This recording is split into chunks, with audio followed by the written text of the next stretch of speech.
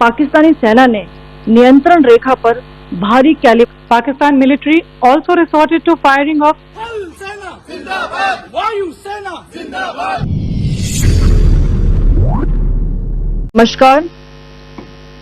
8 से 9 मई 2025 की मध्य रात्रि को पाकिस्तानी सेना ने सैन्य बुनियादी ढांचे को निशाना बनाने के इरादे से पूरी पश्चिमी सेना पर भारतीय वायु क्षेत्र का कई बार उल्लंघन किया। यही नहीं बल्कि पाकिस्तानी सेना ने नियंत्रण रेखा पर भारी कैलिबर वाले हथियारों से गोलीबारी भी की। अंतर्राष्ट्रीय सीमा और नियंत्रण रेखा पर लेह से लेकर सरक्रीक तक 36 स्थानों पर 300 से 400 लगभग ड्रोनों का इस्तेमाल घुसपैठ का प्रयास करने के लिए किया गया।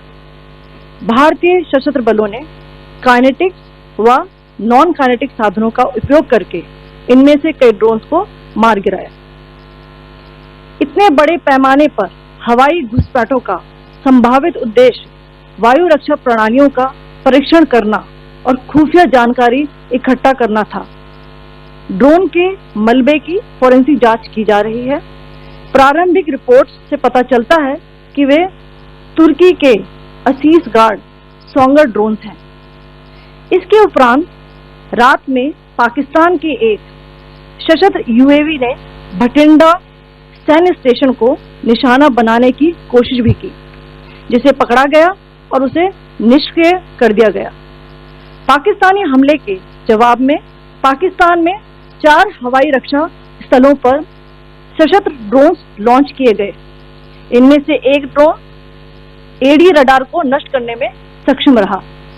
पाकिस्तान ने जम्मू कश्मीर के तंगधार, उरी, पुंछ, मेंढर, राजौरी, अखनूर और उधमपुर में भारी कैलिबर आर्टिलरी गन और सशस्त्र ड्रोन्स का उपयोग करके नियंत्रण रेखा के पार गोलीबारी भी की, जिसके परिणाम स्वरूप भारतीय सेना के कुछ जवान हताहत हुए और घायल हुए। भारतीय जवाबी कार्रवाई में पाकिस्तानी सेना को भी बड़ा नुकसान पहुंचाया गया। इसके अलावा पाकिस्तान का गैर जिम्मेदाराना व्यवहार फिर से सामने आया।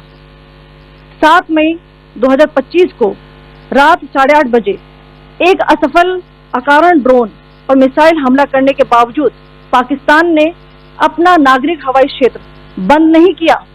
पाकिस्तान अपने नागरिक विमानों को ढाल के रूप में इस्तेमाल कर रहा है, जबकि उसे अच्छी तरह से पता है कि भारत पर उसके हमले से हवाई रक्षा की तीव्र प्रतिक्रिया होगी। यह भारत और पाकिस्तान के बीच अंतर्राष्ट्रीय सीमा के पास उड़ान भरने वाले अंतर्राष्ट्रीय उड़ानों सहित नागरिक विमानों के लिए सुरक्षित नहीं है। यहाँ स्क्रीन शॉट में पंजाब सेक्टर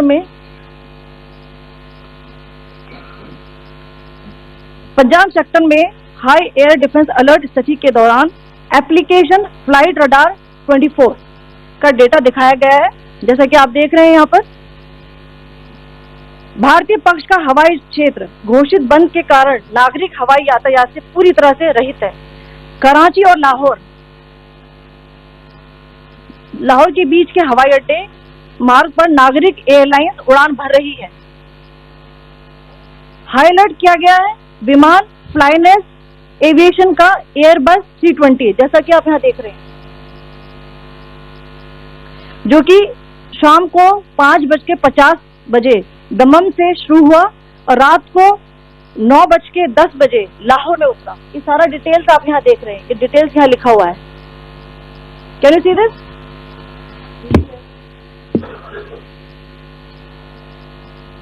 भारतीय वायुसेना ने अपनी प्रतिक्रिया में काफी संयम दिखाया और इस प्रकार अंतर्राष्ट्रीय नागरिक विमान सेवा की सुरक्षा सुनिश्चित की।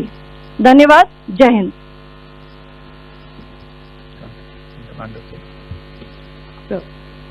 Good afternoon to you all. On the intervening night of 8-9 May 2025, Pakistan military carried out multiple violations of Indian airspace along the entire western border with an intent to target military infrastructure. Pakistan military also resorted to firing of heavy caliber weapons along the line of control. Along the international border and line of control, drone intrusions were attempted from Leh to Sar Creek at 36 locations with approximately 300 to 400 drones. Indian Armed Forces brought down a number of these drones using kinetic and non-kinetic means.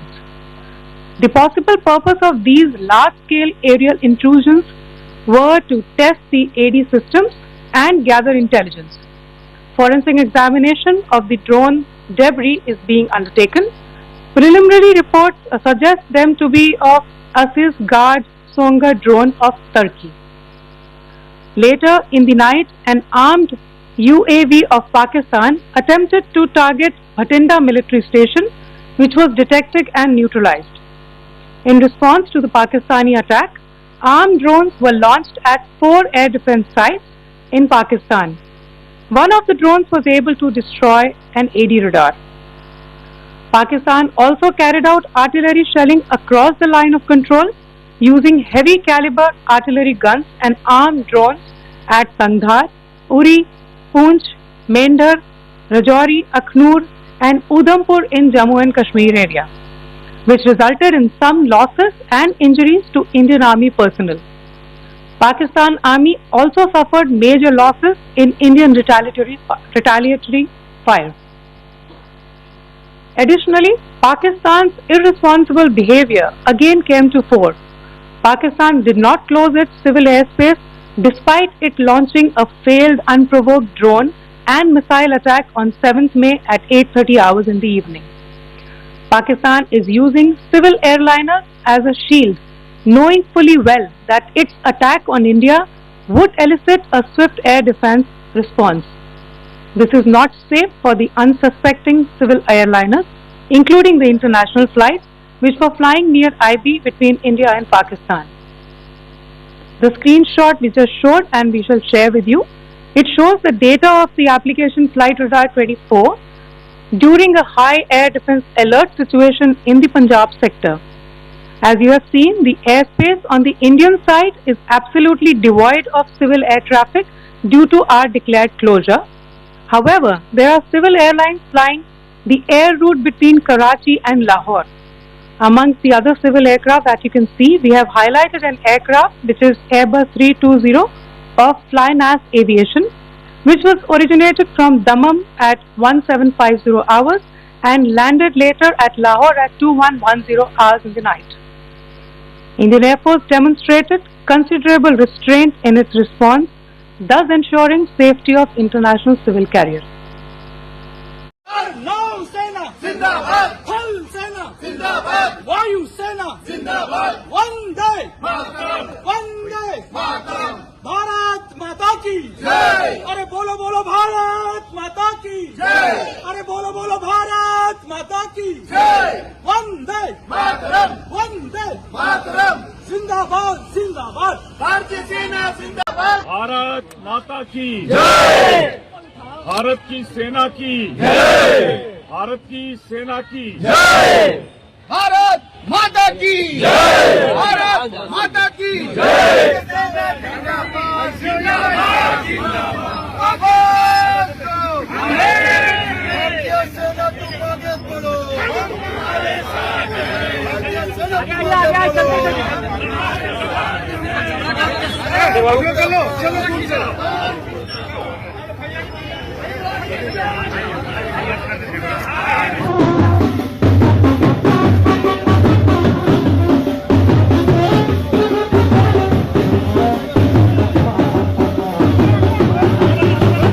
வீரத்துடன் தீரத்துடன் போராடிக் கொண்டிருக்கின்ற ராணுவ வீரர்களுக்கு ஆதரவு தெரிவிக்கின்ற வகையிலே